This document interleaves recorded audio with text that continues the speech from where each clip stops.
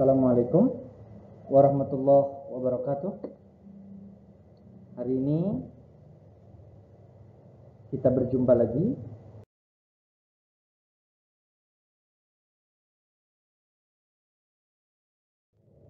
dalam mata kuliah Tafsir Tarbawi.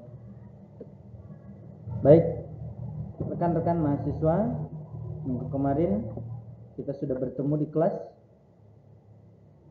dan Bapak sudah menyampaikan kontrak belajar, kontrak perkuliahan untuk selama 1 semester ke depan. Bapak sudah sampaikan apa yang akan Bapak sampaikan, apa yang akan kita pelajari yang berkaitan dengan mata kuliah Tafsir Tarbawi ini. Bapak mengingatkan kembali bahwa Tafsir Tarbawi adalah mata kuliah yang mempelajari tentang ayat-ayat Al-Quran yang berkaitan dengan pendidikan, sehingga kita akan mempelajari ayat-ayat Al-Quran yang ada kaitannya tentang pendidikan, dimulai dari materi pendidikan, kemudian subjek pendidikan, objek pendidikan, metodologi, dan lingkungan pendidikan yang sudah termaktub, tercatat dalam RPS dan sudah Bapak sebarkan. Itu akan kita pelajari.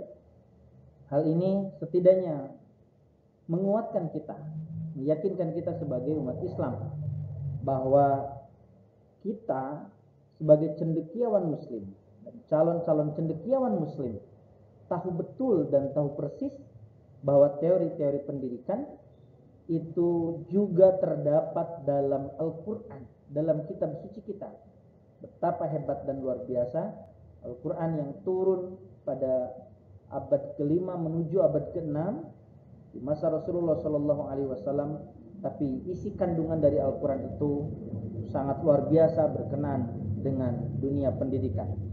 Mari kita lihat apa saja yang akan dipelajari atau surah apa dan ayat berapa yang akan kita pelajari yang berkaitan dengan materi pendidikan. Yang pertama adalah surah Ar-Rum ayat 9 dan surah Al-Luqman ayat 13, 14 dan 15, dan lanjutannya adalah surah Al-Luqman ayat 17, 18, 19, surah Al-Qasas ayat 3 dan surah Al-Fusilat ayat 53. Kita akan sama-sama simak bagaimana masing-masing dari surah tersebut memberikan pembelajaran yang berharga tentang materi pendidikan apa yang harus diajarkan oleh seorang guru, oleh seorang dosen, oleh seorang pendidik kepada peserta didiknya. Ya. Yang pertama kita lihat surah Ar-Rum ayat 9.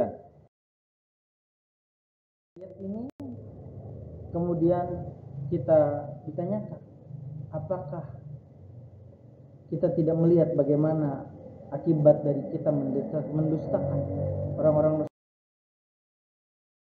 padahal orang-orang di sebelum kita ini adalah orang-orang yang kuat, orang yang hebat, tapi karena mereka tidak beriman kepada Allah, akhirnya mereka hancur. Kita tidak lihat bagaimana Fir'aun begitu hebat, Raja Namrud begitu. Semuanya adalah raja-raja hebat pada masanya, tapi karena keegoisannya, kesombongannya, ketidakberimanannya itulah yang kemudian membuat mereka itu hancur sendiri. Kemudian kita lihat, kita simak bagaimana surah Luqman ayat 13, 14 dan 15. A'udzubillahi minasyaitonirrajim. Bismillahirrahmanirrahim. Wa idh qala Luqmanu libnihi wa huwa ya'iduhu ya bunayya la tusyrik billah inna syirka la dzulmun adzim. Wa wasyaynal insana biwalidayhi hamalat ummuhu wahnan ala wahni wa fisaluhu fi amaini an ishkurli wa liwalidayka ilayyal masir. Wa in jahadaka ala an tusyrika bi ma laysa laka bihi ilm fala tuti'huma wa sahibhuma fid dunya ma'rufa wattabi' sabila man anaba ilayya summa ilayya marji'ukum wa unabbiukum bima kuntum ta'malun. Arti dari ayat ini adalah, dan ingatlah ketika Luqman berkata kepada anaknya ketika dia memberi pelajaran kepadanya, wahai anakku, janganlah engkau mempersekutukan Allah. Sesungguhnya mempersekutukan Allah adalah benar-benar kezaliman yang besar. Dan kami perintahkan kepada manusia agar berbuat baik kepada kedua orang tuanya. Ibunya telah mengandungnya dalam keadaan lemah yang bertambah-tambah dan menyapihnya dalam usia 2 tahun. Bersyukur kepadaku dan kepada kedua orang tuamu, hanya kepada aku kembali. Dan jika keduanya memaksamu untuk mempersekutukan aku dengan sesuatu yang engkau tidak mempunyai ilmu tentang itu, maka janganlah engkau mentaati keduanya dan pergaulilah keduanya dengan dunia yang baik. Dan ikutilah jalan orang-orang yang kembali kepadaku, kemudian hanya kepadaku tempat kembalimu. Maka akan aku beritahukan kepadamu apa yang telah kamu kerjakan. Kita lihat dan kita simak apa sebetulnya isi kandungan tentang materi pendidikan yang ada dalam surah Al-Luqman ayat 14, ayat 13, ayat 14 dan ayat 15 ini. Nilai pendidikan yang terdapat dalam surah Luqman ayat 13, 14 dan 15 ini yang tak lain yang pertama adalah bersyukur. Manusia pada dasarnya diperintahkan untuk senantiasa bersyukur kepada Allah. Bersyukur atas diri sendiri, bersyukur atas kedua orang tua. Sesungguhnya itu adalah bersyukur kepada Allah. Nah, ini salah satu yang harus diajarkan kepada serta didik kita. Nilai-nilai tentang rasa syukur itu. Yang kedua adalah karakter iman, menanamkan keimanan sebagai pondasi yang hebat, menjadikan orang itu menjadi orang yang beriman. Itu tidak kalah penting daripada menjadikan orang itu juga menjadi orang yang pintar, yang cerdas. Tapi bagaimana pentingnya keimanan dan larangan mempersekutukan Allah, karena perbuatan menyekutukan Allah adalah sebuah kezaliman yang besar dan tidak akan pernah diampuni dosanya sampai ia tidak menyekutukan Allah itu sendiri. Dan yang ketiga, nilai-nilai pendidikan yang terdapat pada surah Al-Luqman ayat 13, 14 dan 15 ini adalah kita harus memiliki dan menanamkan dan mengajarkan tentang bagaimana menjadi seorang anak yang memiliki karakter berbakti kepada orang tua. Perintah berbakti dan berbuat baik kepada kedua orang tua, terutama ibu, dikarenakan selama masa mengandung ibu menahan dengan sabar penderitaan yang berat. Di ayat ini tadi disampaikan, apapun yang terjadi, berbakti kepada kedua orang tua tidak bisa ditawar. Ya, kalau orang tua melakukan atau menyuruh seorang anak yang kemudian perintah orang tua tersebut bertolak belakang dengan apa yang diperintah Allah, maka kita betul tidak boleh mentaatinya. Tapi soal bagaimana seorang anak itu tetap berbuat baik kepada kedua orang tua, itu harga mati. Ini yang harus diajarkan. Maka tidak ada kata lain mencetak seorang anak yang soleh, berbakti kepada kedua orang tuanya, tetap hormat dalam keadaan apapun. Soal tidak mentaati perintahnya karena bertentangan dengan Allah, ya. Tapi soal menghormati tetap menjadi harga mati dan kewajiban seorang anak kepada orang tua, sekalipun pada akhirnya dalam kondisi berbeda keyakinan. Apalagi kalau sama-sama beriman kepada Allah Subhanahu wa taala. Mari kita lanjut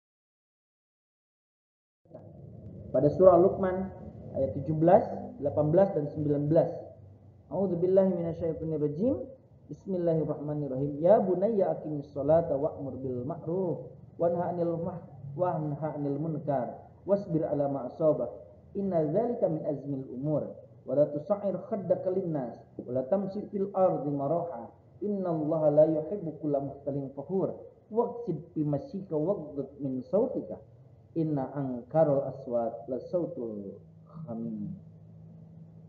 Wahai anakku, arti dari ayat ini adalah, wahai anakku, laksanakanlah sholat dan suruhlah manusia berbuat yang ma'ruf dan cegahlah mereka dari perbuatan yang mungkar dan bersabarlah terhadap apa yang menimpamu.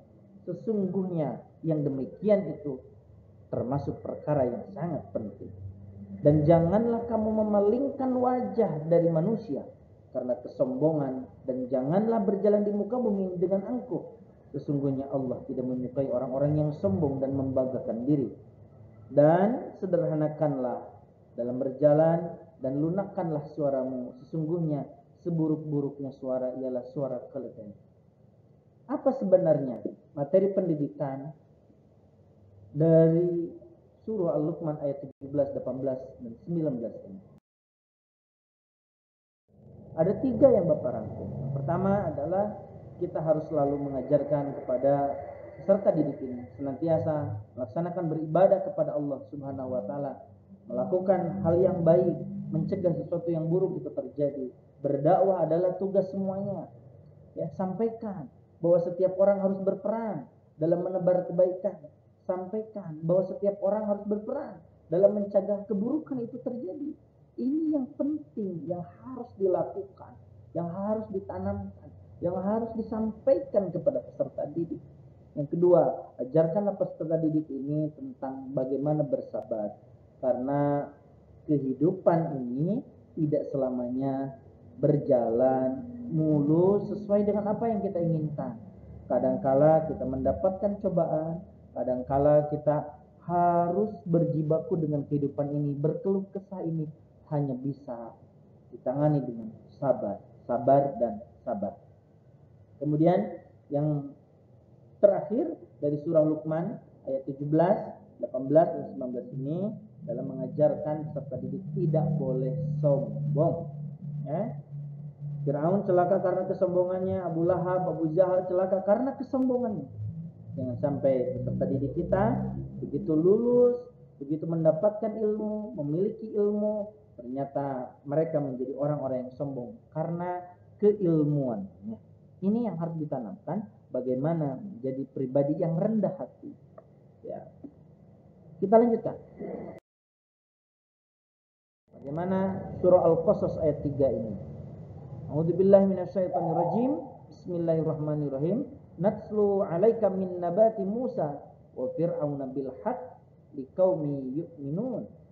Artinya, kami membacakan kepadamu sebagian dari kisah Musa dan Fir'aun dengan sebenar-benarnya untuk orang-orang yang beriman. Apa isi kandungan yang berkenaan dengan materi pendidikan dari surah Al-Qasas ayat 3 ini? Kita simak. Yang pertama adalah tentang nilai keimanan. Kedua, nilai akhlak, nilai muamalah, dan nilai-nilai sosial. Kita tahu persis bagaimana Nabi Musa alaihissalam tetap bergaul dengan baik dengan Fir'aun, bergaul dengan baik dengan kaumnya Bani Israel, berbicara dengan baik, padahal Fir'aun adalah aduwwullah, musuh Allah pada saat itu, karena mengaku dirinya sebagai Tuhan. Tapi kemudian Nabi Musa alaihissalam tetap berbicara yang baik. Ada satu kutipan yang bagus.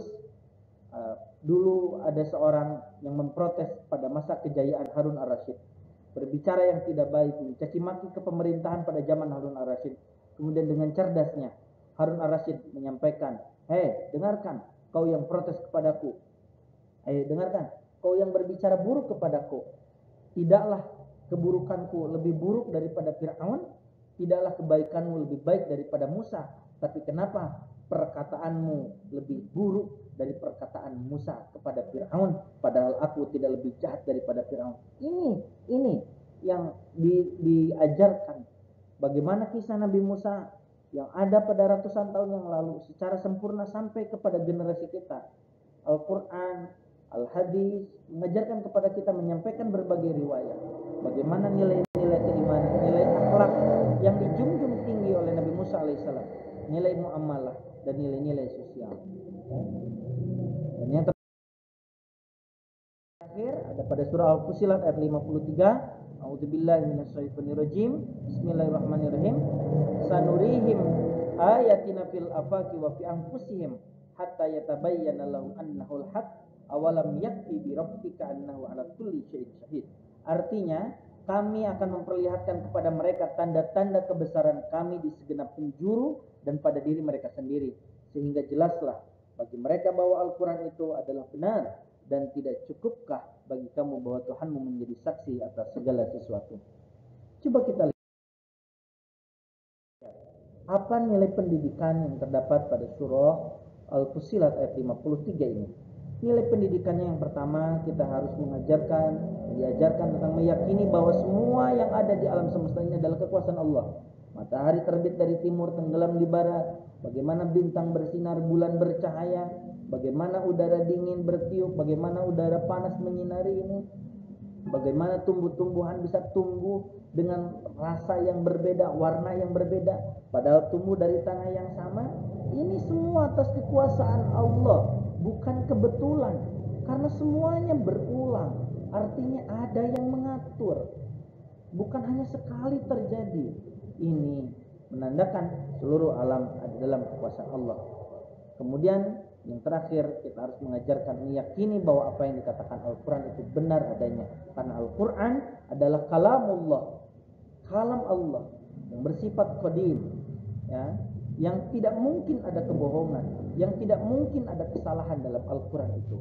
Apa yang dikatakan Al-Quran adalah sebenar-benarnya, apa yang sudah terjadi, sedang terjadi, dan akan terjadi. Itu barangkali 5 surah, dari mulai surah Ar-Rum, surah Luqman, surah Al-Qasas, dan surah Al-Fussilat, yang bercerita tentang materi pendidikan apa yang harus diajarkan kepada anak. Dan kesimpulannya, materi pendidikan adalah pengetahuan, keterampilan, dan sikap yang harus dikuasai peserta didik dalam rangka memenuhi standar kompetensi yang ditetapkan. Dalil-dalilnya tadi sudah saya bacakan. Masing-masing dalil di atas mempunyai nilai pendidikan tersendiri yang menjelaskan tentang pentingnya seorang pendidik dalam mengajarkan materi pendidikan kepada orang lain. Dan pada akhirnya saya menyampaikan ucapan banyak terima kasih kepada seluruhnya sudah menyimak video ini. Mohon maaf atas segala kekurangan. Yang terpenting dari diri kita adalah terus berproses. Kita memang bukan orang baik, tapi harus belajar terus agar menjadi orang yang lebih baik.